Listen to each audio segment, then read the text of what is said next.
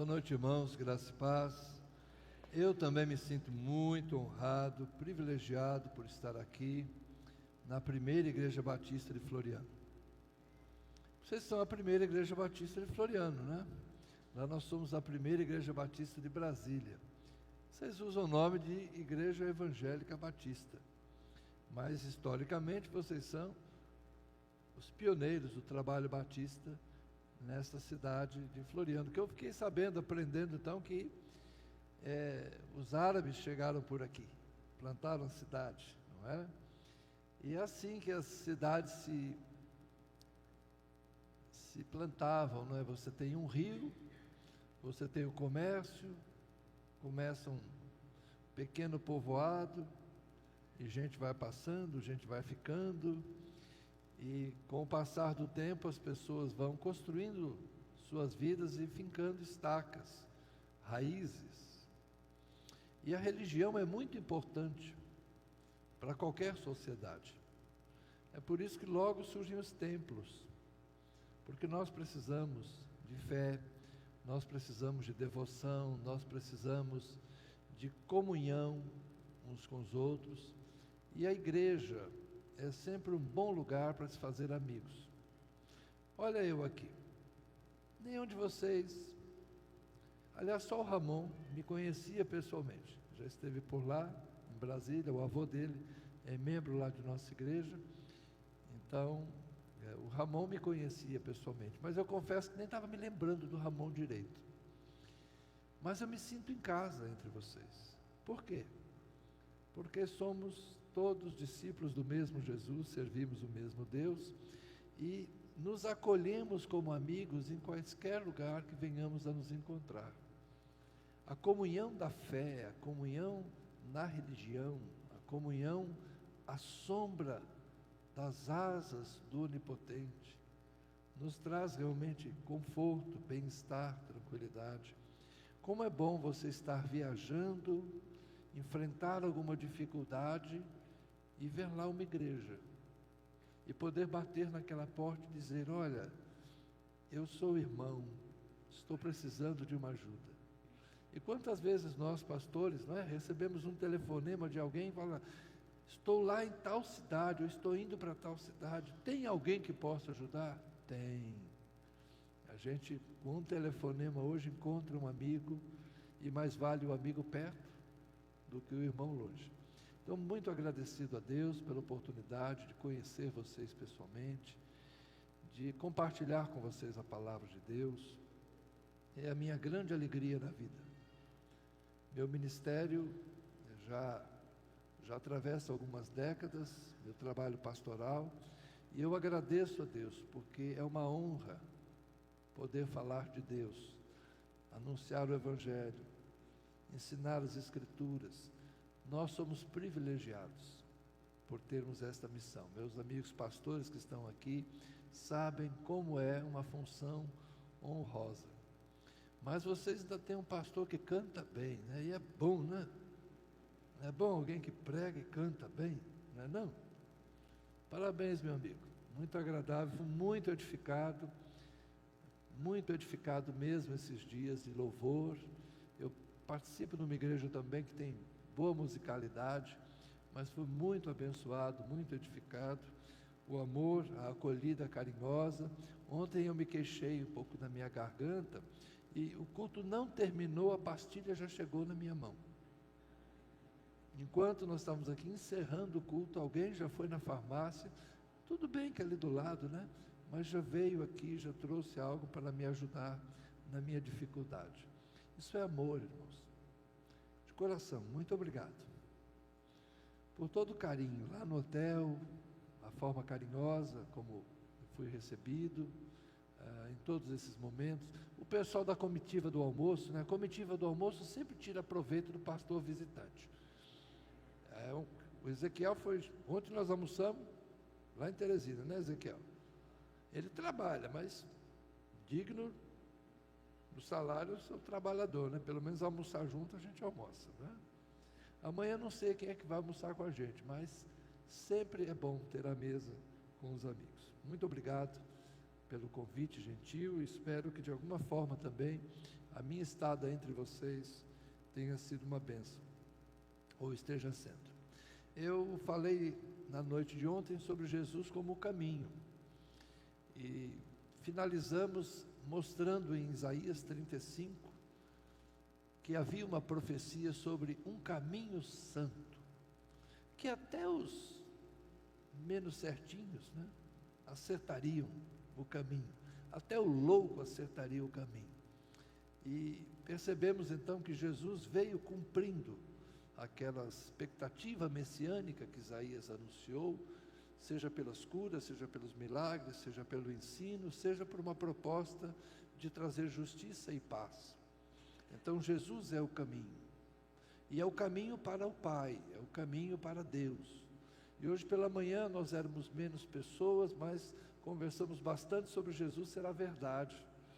E percebemos também que essa verdade em João tem um significado bem interessante. Você que não esteve aqui, depois vá lá, ficou gravado no YouTube, né? Você pode assistir. A verdade em João tem a ver com uma revelação perfeita. E consideramos pela manhã que já havia algum conhecimento de Deus antes do advento, antes do nascimento de Jesus. Os pais e os profetas já haviam anunciado a Jesus. Lembrando, por exemplo, agora da carta aos Hebreus. Tendo Deus no passado falado aos pais pelos profetas, nos últimos dias nos falou por seu Filho, que é a expressa imagem do seu ser. Então havia sim um conhecimento de Deus na antiguidade, mas Jesus é a verdade, porque Jesus é a perfeita revelação de Deus. Antes se conhecia Deus em parte, mas o Verbo que se faz carne, o Deus que se manifesta em Jesus Cristo, é a plena manifestação da graça, do caráter, do amor, do poder de Deus. Nós podemos dizer que Deus está todo em Jesus Cristo.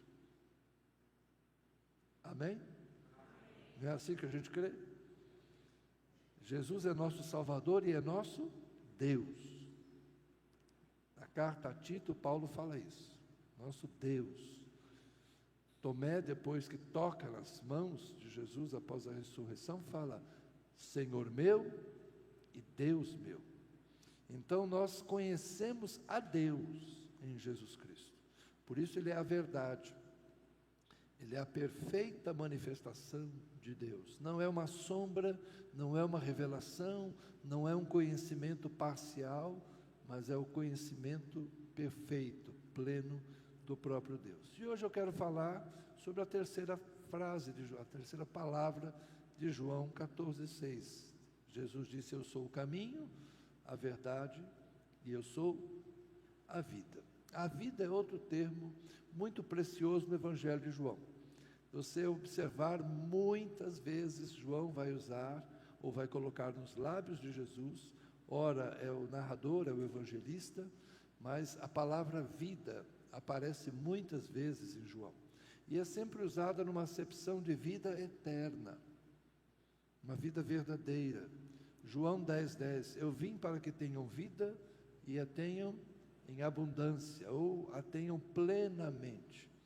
Jesus dizendo que a sua manifestação é para trazer vida, mas é para trazer vida plena. E o que é vida? A vida é uma coisa difícil da gente definir, não é? Quando a gente vai num sepultamento, ali está um corpo, que há poucas horas antes respirava, se movia, um ser pensante, estava tudo ali. De repente, aquele funcionamento foi interrompido por alguma coisa, um infarto, uma parada cardíaca, uma insuficiência respiratória, enfim, alguma doença fez com que aquele corpo parasse de funcionar. O que tirou, o que saiu dali? A vida. Mas o que é a vida? Não é difícil você definir. É o funcionamento perfeito do corpo? A vida é isso. Um organismo vivo que funciona perfeitamente. Então a vida é só isso. A vida é só a nossa organicidade. É aquelas fotos de planta que a gente vai tirando e percebe como as plantas crescem rápido. Qual de nós não fez a experiência de colocar um grãozinho de feijão num algodãozinho molhado num copo? Eita, as professoras de ciências, né?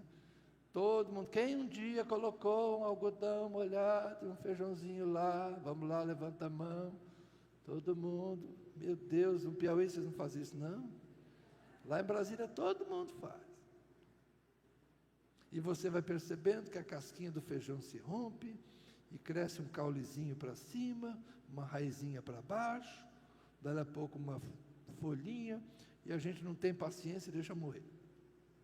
Nunca nasce um pé de feijão inteiro, né? Mas, o que é a vida? Era um grão de feijão. Um grão de feijão. De repente é uma planta que respira, que tem raiz, caule, folha. Tem vida. Quer dizer que naquela panela de feijão que você cozinhou, temperou, com alho, cebola, botou bacon, você matou um monte de feijãozinho ali. Podia ser tudo uma plantação de feijão, mas você transformou em comida. Aí você mastigou e comeu. Puxa vida, o assassinato dos feijões, ninguém tem dó dos feijões, né? Percebam que o milho, o arroz que a gente come, ele poderia ser semente. Mas para que a gente viva, nós precisamos de nutrição.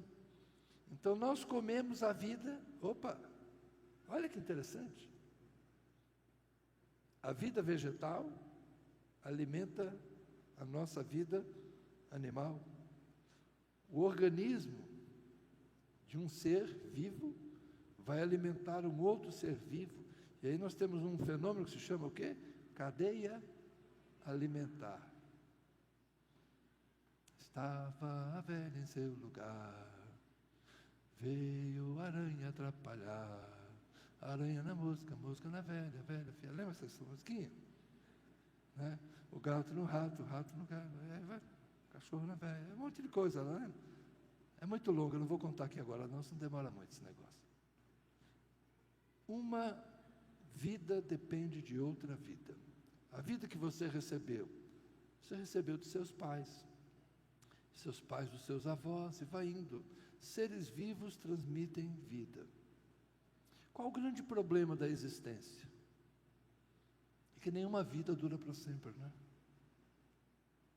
A vida tem começo e fim.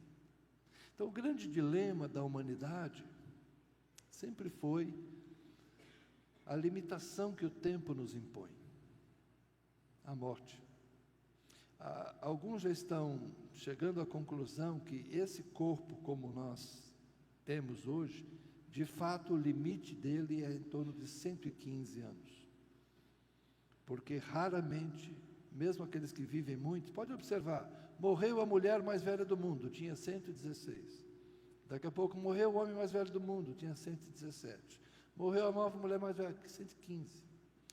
O pessoal está chegando à conclusão que essa forma física que nós temos, de fato, o limite dele é esse aí. Não vai passar disso.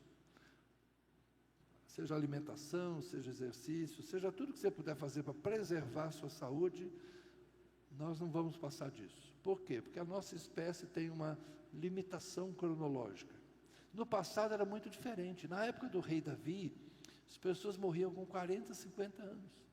Há não muito tempo atrás, irmãos, a expectativa de vida do brasileiro era 60 anos. Quando eu era criança, os velhos tinham 60 anos.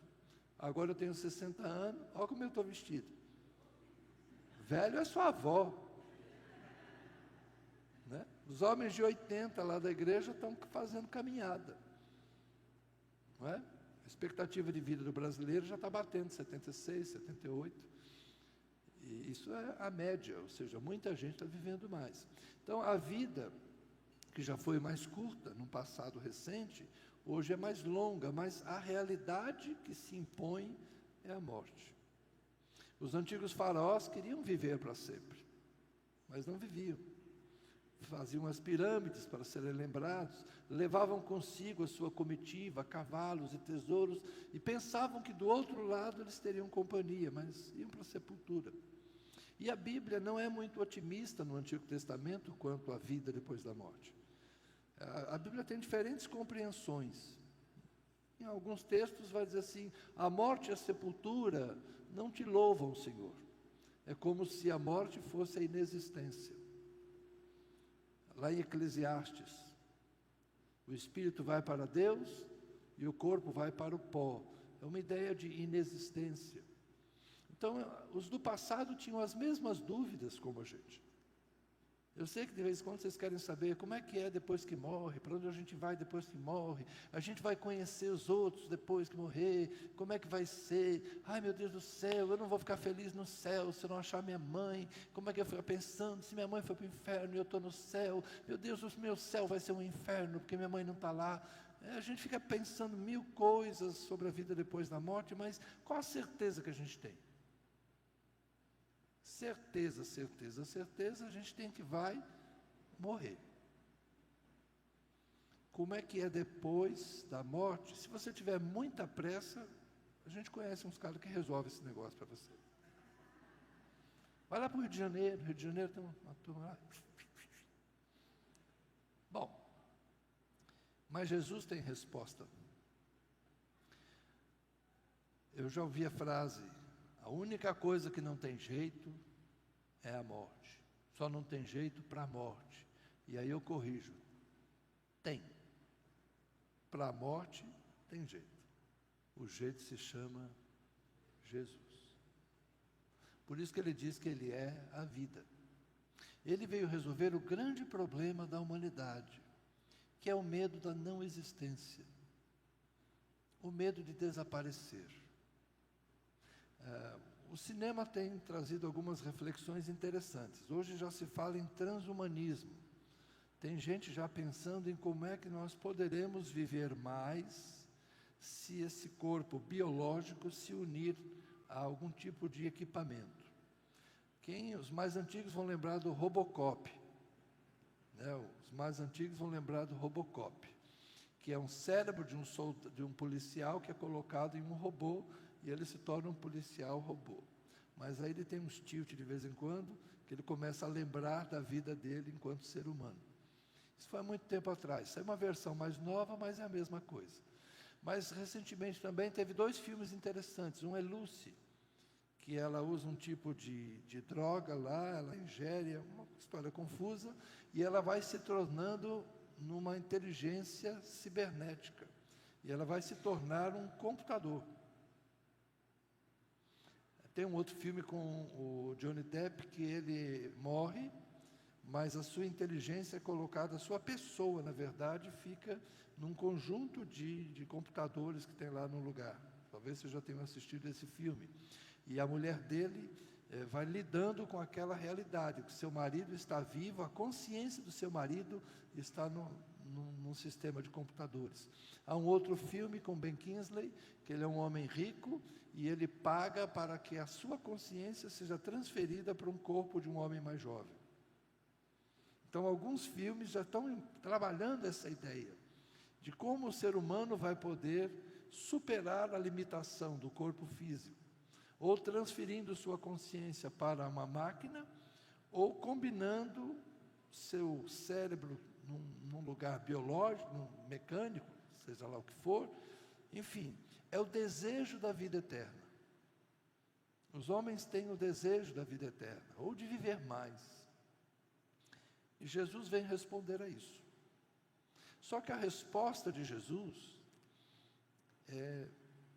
não é uma resposta individualista, não é uma resposta para uma vida em si mesmada, ou seja, eu não quero que você tenha vida apenas para que você continue sendo apenas isso que você é. Jesus vem trazer uma outra proposta de vida, é a vida em Deus. Quando ele fala, eu vou para o Pai, e eu sou o caminho, eu sou a verdade, quem vê a mim vê o Pai, quem me conhece, conhece o Pai. Mas depois ele fala, eu sou a vida. Esse a vida não é exatamente nós continuarmos existindo apenas por nós mesmos. Eu acho que essa é uma ideia muito pobre que nós temos de vida eterna. Eu, honestamente, quando eu penso assim, eu viver para sempre, eu vou ficar, meu Deus, vai chegar uma hora que eu vou cansar de mim mesmo. Você já pensou você viver para sempre? Sempre é tempo demais. Um dia o coral lá da igreja estava ensaiando uma música assim, Hosana para sempre, Hosana para sempre, Hosana para sempre e sempre, Hosana. E aqueles ensaios de coral vai dando aquela agonia na gente, né? Que ensaia tenor, ensaia baixo, ensaia soprano, ensaia contralto, todo mundo junto, e Hosana para sempre, Hosana para sempre. E sempre Hosana. Falei, meu Deus, para com isso. Não. Eu vou ficar eternamente Hosana. Já pensou você eternamente cantando glória a Deus? Não é um tédio? Eu não consigo me imaginar eternamente cantando com os anjos. Fala, uma hora a gente vai cansar, não é possível, vou passar a eternidade cantando. Eu não sei qual é o seu conceito de eternidade. O que é o seu conceito de vida eterna? A gente fala hoje que é bonito, né? Porque a gente está a fim de chegar lá e conhecer, né? Então a gente vai construindo esse imaginário. Irmãos, quando nós chegarmos lá no céu, estamos com Jesus eternamente e tal. E depois, nossa, eternamente? O que eu vou fazer eternamente? A ideia de Jesus não é simplesmente uma existência eterna. É mais do que isso. É a gente conhecer a Deus, voltar a Deus, que é a fonte da vida, e viver nele, e viver com ele. Vamos tentar caminhar um pouquinho no Evangelho, para a gente entender. Meu assistente lá de texto, bora lá? João capítulo 1. A poesia em João é muito bonita. João capítulo 1, logo no prólogo, ele vai dizer, no princípio era o verbo estava com Deus, aqui a palavra estava com Deus, ele estava no princípio com Deus, todas as coisas foram feitas por ele, e sem ele nada do que foi feito se fez. Agora veja o verso 4. A vida estava nele, e a vida era a luz dos homens. Quando a gente pensa no início do universo, é uma explosão de quê? De energia, de luz. A Bíblia não é um livro de física, não é um livro de ciência, mas ela vai dizer que a vida e a luz estão juntas. Luz, energia, não é? Deus é luz, a ausência, o vazio, a escuridão. Deus é luz. Deus é calor, a ausência de Deus é frio. Deus é vida, a ausência de Deus é morte. A vida estava nele. Aqui o evangelista está falando de Jesus, dizendo que Jesus já existia antes do início de todas as coisas.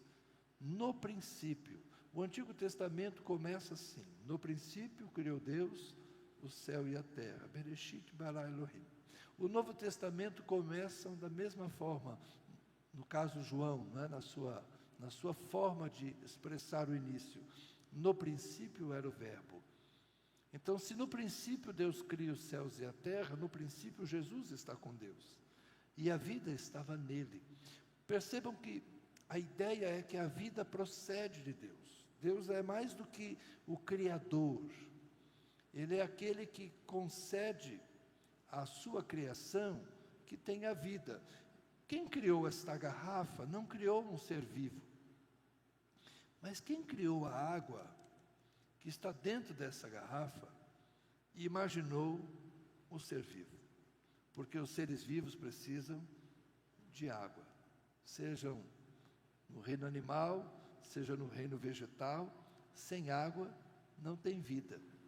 Então, quando o Criador fez o H2O, quando ele criou a água, ele já estava criando o ambiente para que houvesse a vida. Então, Deus é a fonte da vida. Mas a morte também faz parte da nossa realidade. Por isso, nós sempre buscamos uma forma de vencer a morte. Jesus, ao longo das suas conversas no Evangelho de João, vai falando sobre isso.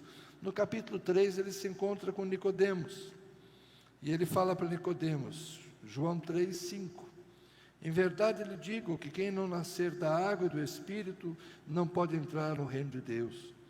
O que é nascido da carne é carne, o que é nascido do Espírito é Espírito. Então, existe algo além do físico, existe algo além do biológico, existe o Espírito. E o que é o Espírito?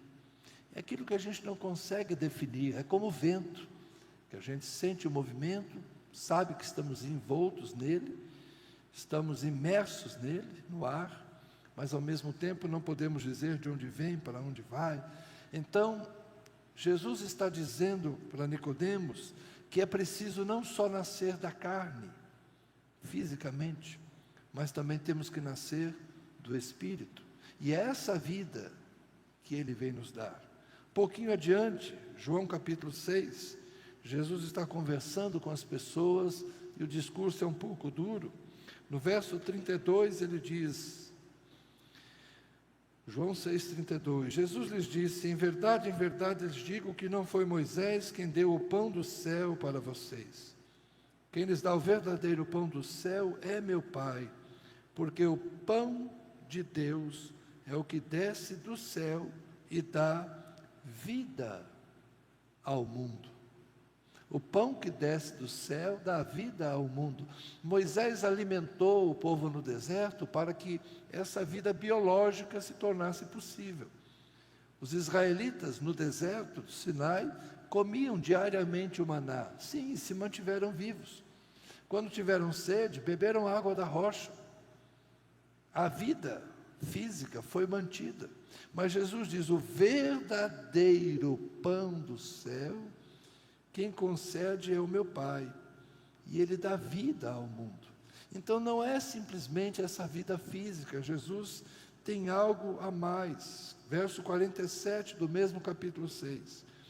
Em verdade lhes digo, quem crê em mim tem a vida eterna. Eu sou o pão da vida. Os pais de vocês comeram o maná no deserto e morreram. Este é o pão que desce do céu, para que todo o que dele comer não pereça. Opa! Quem come do pão do céu não morre. Eu sou o pão vivo que desceu do céu. Se alguém comer deste pão, viverá eternamente.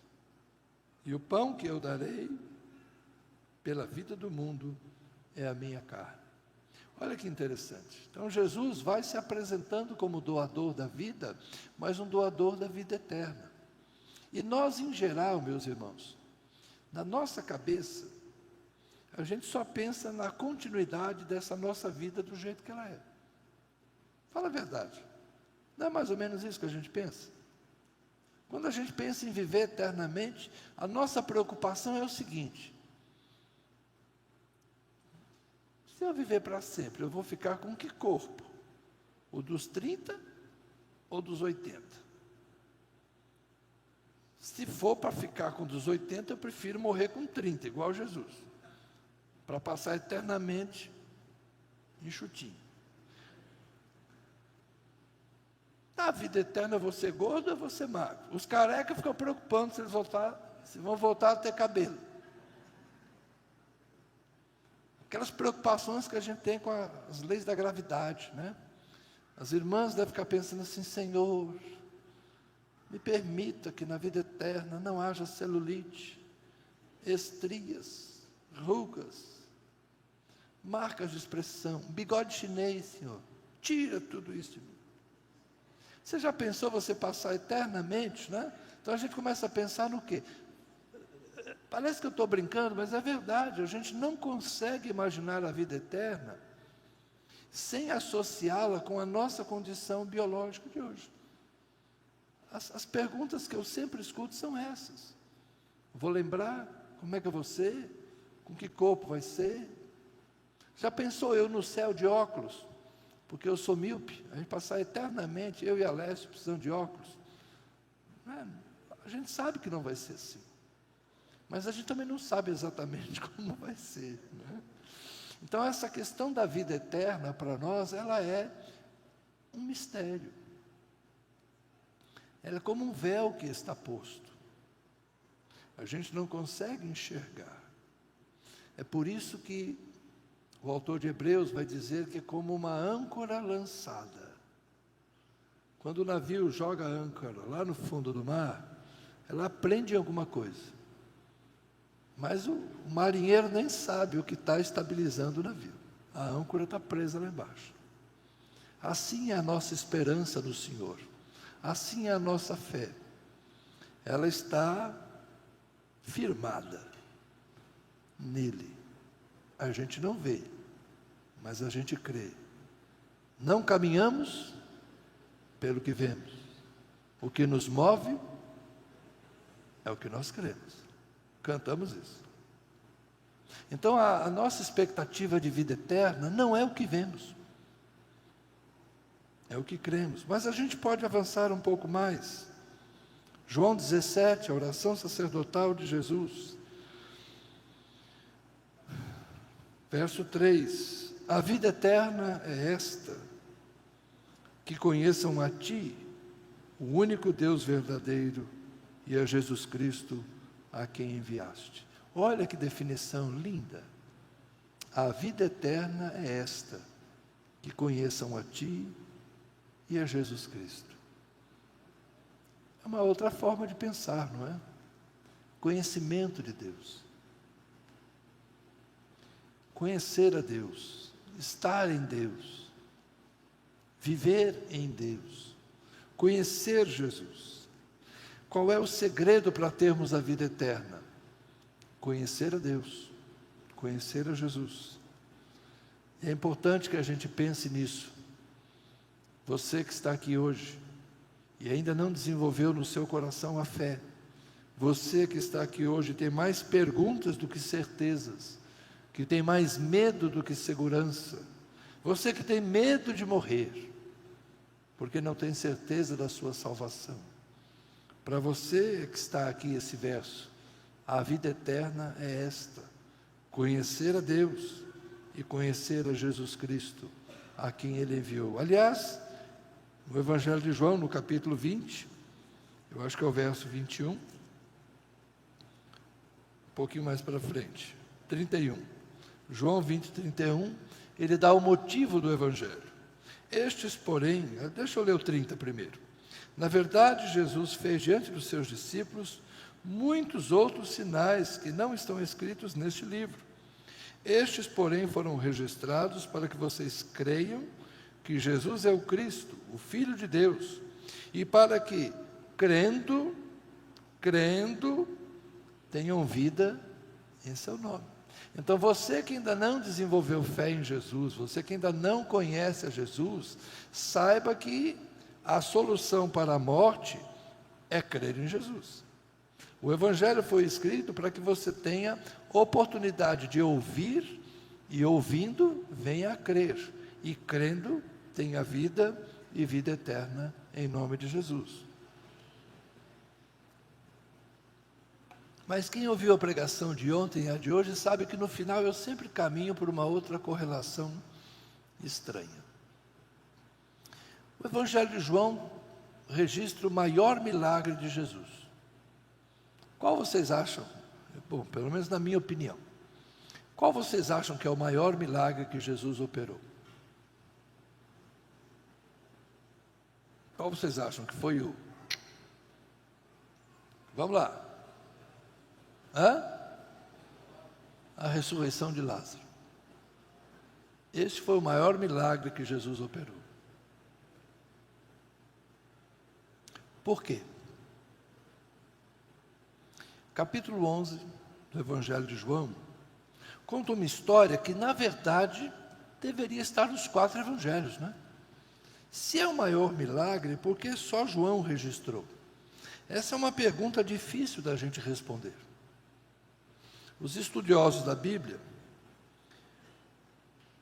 sugerem que, como a ressurreição de Lázaro deflagrou a perseguição final contra Jesus, quando Lázaro foi ressuscitado, as pessoas foram para ver Lázaro e para ver Jesus, e passaram a crer.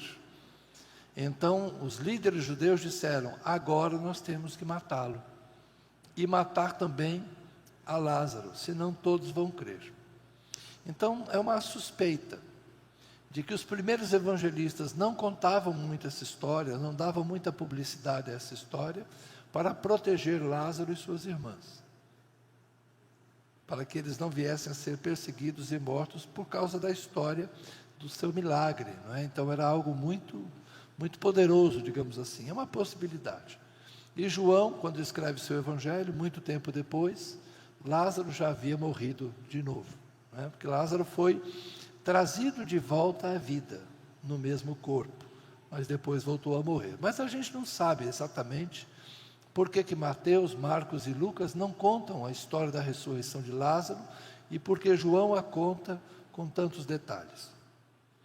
Mas me permite explicar para você por que é importante a ressurreição de Lázaro como prova de ser Jesus quem ele disse que é. Quando o ser humano morre, a crença sempre foi a descida para o Hades. No termo grego, o desenho do Hércules também. Quem assistiu o desenho do Hércules sabe o que eu estou falando. Hades é o que governa lá o mundo dos mortos. Os egípcios atribuíam isso ao outro deus deles, acho que é Osíris, e os hebreus tinham o Sheol, o mundo dos mortos. Então, morreu aqui, sepultura, escuridão, vai lá para baixo, fica lá no esquecimento. A tradição judaica, uma crendice deles, era que a alma de um morto ficava por 3 dias, por aqui ainda, e depois é que ele descia. Acontece que Jesus, quando recebe a notícia, João capítulo 11, que Lázaro está doente, deliberadamente Jesus não vai para Betânia. Jesus se demora. Quando Jesus chega em Betânia, é uma família que ele tem especial carinho, Marta se antecipa e vai falar com Jesus, encontra Jesus no caminho, e ela fala com Jesus com uma certa indignação, um sentimento de frustração, e fala: mestre, se o senhor estivesse aqui, nosso irmão, ou meu irmão, não teria morrido. Como quem diz: por que o senhor demorou? Nós mandamos chamá-lo, nós mandamos avisá-lo, dizendo que nosso irmão estava doente, e o senhor não veio. Se o senhor estivesse aqui, meu irmão não teria morrido. E Jesus fala para Marta: Marta, eu sou a ressurreição e a vida. Teu irmão vai viver, teu irmão vai ressuscitar. Ela fala: eu sei que ele vai ressuscitar, mas a ideia de que ele vai ressuscitar lá adiante, né, na ressurreição final. E Maria não quer falar com Jesus. Maria está magoada, Maria está em casa. Jesus chega e Maria fala a mesma coisa que Marta: se o senhor estivesse aqui, meu irmão não tinha morrido. Então Jesus vai à sepultura onde Lázaro está e fala: Lázaro, sai para fora. Este sai para fora não é só do túmulo. Primeiro que morto não escuta, certo? Jesus não falou com o corpo morto de Lázaro. Jesus teve que trazer a alma de Lázaro, de onde ele estava. Chama de alma, chama de espírito, como você quiser. Lázaro teve que ser trazido de volta ao corpo. E o corpo, já sepultado há 4 dias, como disseram as irmãs: mestre, já cheira mal, já está em decomposição. O corpo teve que ser restaurado. Então existe na ressurreição de Lázaro um milagre que é maior do que a ressurreição da filha de Jairo, que tinha acabado de morrer. O corpo voltou a funcionar. mas ainda não estava em decomposição. Ou o filho da viúva de Naim, que estava sendo sepultado, Jesus toca ali no esquife, né, como se chama, estava sendo carregado, e toma o moço pelas mãos, entrega para a mãe, mas Lázaro estava morto há 4 dias. Então é um milagre no corpo físico, mas é também a abertura do mundo dos mortos, trazendo Lázaro das profundezas. É por isso que é um milagre extraordinário.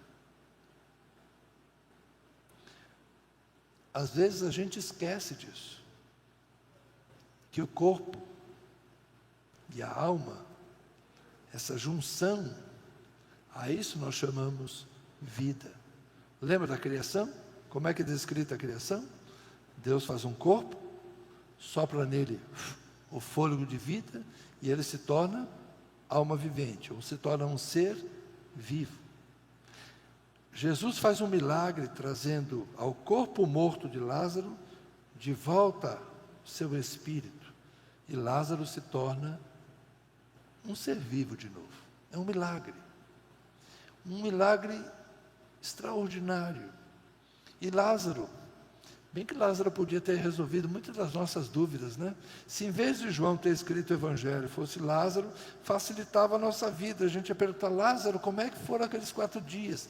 Onde é que você estava? Como é que ia lá? Explica para nós.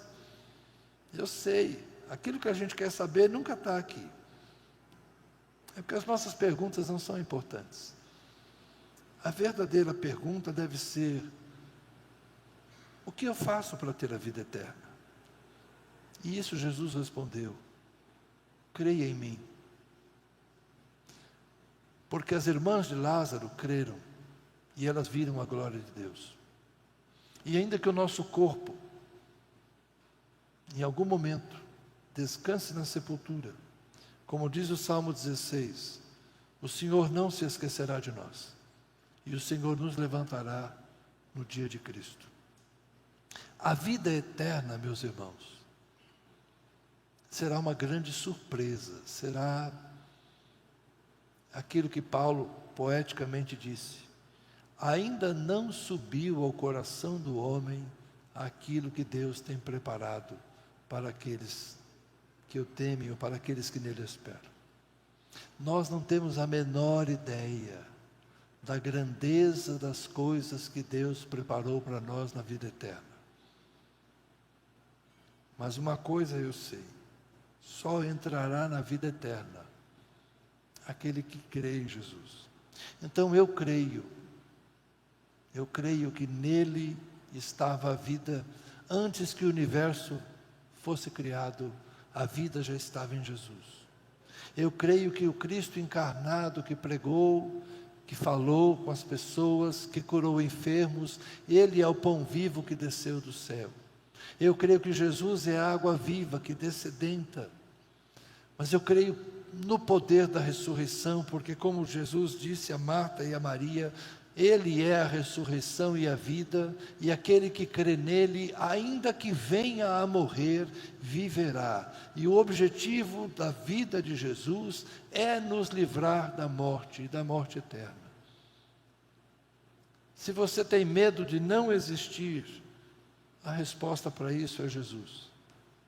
Conhecer a Deus, conhecer a Jesus, é o único caminho para termos vida e vida plena.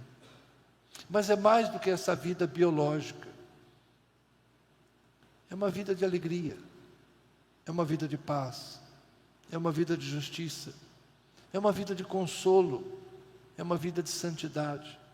Às vezes as pessoas nos perguntam, e como é duro para nós que somos pastores, lidarmos com a morte. Semana passada eu estava numa igreja e um irmão que vinha para o culto no domingo de manhã faleceu. A igreja estava cultuando o seu aniversário e dizendo: o irmão faleceu. Segunda-feira estávamos lá no sepultamento daquele irmão. Mas a igreja consolada, confortada. Por quê? Porque aquele irmão conhecia Jesus e todos estávamos ali crendo na ressurreição. Então nós não temos medo da morte, porque cremos na ressurreição. Nós não temos medo da dor, porque cremos na ressurreição. Mas é difícil para nós, pastores, acharmos palavras. Uma criança, um adulto, um jovem, uma morte violenta, um suicídio. As pessoas querem que nós, ministros da palavra, tenhamos algo a dizer nessas circunstâncias tão difíceis que acontecem todos os dias. Mas Deus dá graça. E Deus tem uma resposta, e Deus tem uma palavra. E Deus nos inspira, e Deus, nas Escrituras e pelo seu Espírito Santo, nos ilumina para que de alguma forma nós possamos ajudar as pessoas a conviverem com o grande desafio que é a morte. Eu posso dizer hoje, eu estou preparado para partir, mas tenho grande alegria em viver. Pretendo, se depender de mim, viver muito, mas não tenho medo de não viver aqui, porque a minha vida está escondida em Cristo. E eu creio que todos nós podemos ter essa segurança, todos nós podemos ter esse bem-estar, todos nós podemos ter esta certeza da vida eterna em Cristo Jesus, nosso Senhor. Ela é mais do que o corpo físico, é mais do que as nossas preocupações em como será a nossa aparência, é mais do que a nossa imaginação sobre quem nós vamos conhecer e o que nós vamos fazer, como vamos estar ocupados. Meus irmãos, a vida eterna é nos encontrarmos com a fonte da vida, que é o nosso Deus. Tudo veio dele, tudo volta para ele. O pensamento dos gregos era diferente, né? Os pensamentos dos gregos era uma coisa impessoal. Era como se a energia que nos formou fosse ser reabsorvida e eles fossem se unir nessa energia de novo, né? Voltar para um grande espírito. Nós não. Nós cremos na nossa identidade, nós cremos na nossa individualidade. Jesus salvou a mim, Jesus salvou a você. Você tem a sua identidade, você terá nome, você terá existência, você terá significado. É você que será salvo. É você que vai existir. Mas hoje você precisa tomar uma decisão de crer em Jesus. Crer que Ele é a ressurreição e a vida. Crer que Ele morreu e ressuscitou para que você, se eventualmente vier a morrer, um dia, na sua volta, também ressuscite. Jovens, vocês têm muitos sonhos para a vida. Realizem-nos. Busquem os seus caminhos, construam, façam, mas não abram mão de pensarem na vida eterna. Porque de que adianta alguém ganhar o mundo todo e perder a sua alma? De que adianta conhecer a Europa, mas não conhecer o céu? Nós mais velhos, que já vivemos tantas coisas na vida, devemos ter firme a nossa esperança no Senhor. Podemos não ter conquistado tudo aquilo que gostaríamos nessa vida, mas temos o nosso bem mais precioso. Não há nada melhor do que o nosso Deus. Às vezes nós buscamos a nossa segurança e pensamos no nosso futuro, pensando muito nas coisas desse mundo. Mas, meus irmãos, nada é superior ao dom da vida que está em Jesus Cristo, nosso Senhor. Quando Jesus disse: eu sou o caminho, a única forma de chegar a Deus é Jesus. Quando Jesus disse: eu sou a verdade, a única forma de realmente conhecer a Deus é Jesus. Quando Jesus disse: eu sou a vida, a única forma de vencer a morte, a não existência, é Jesus. Entregue a Ele o seu coração, creia nele, e Ele, no dia da sua glória, vai compartilhá-la conosco. A oração sacerdotal em João 17 diz isso. Ele pede ao Pai que conceda aos seus discípulos, a alegria de estarem com Ele na eternidade. E eu quero dizer a você, a mesa estará preparada, a mesa estará posta para todos aqueles que amarem Jesus, e aqueles que o conhecerem nesta vida, vão estar com Ele na eternidade.